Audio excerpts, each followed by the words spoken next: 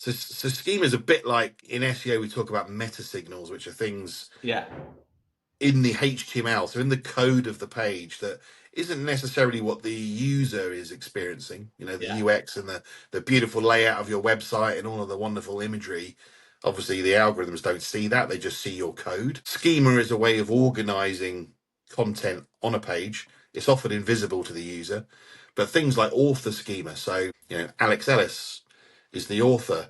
Here's a link to his social profiles, and I see a lot of that's one of the first things we look for is all of your amazing blog content has no author and no date. So you can have evergreen content that's 5 years old as long as you've refreshed it recently Okay. and authored it to somebody who's an expert in this field, Yeah. is much more likely to get picked up by ChatGPT or a Yeah. search engine than, you know, So it's worth, looking at old dates and just refreshing them.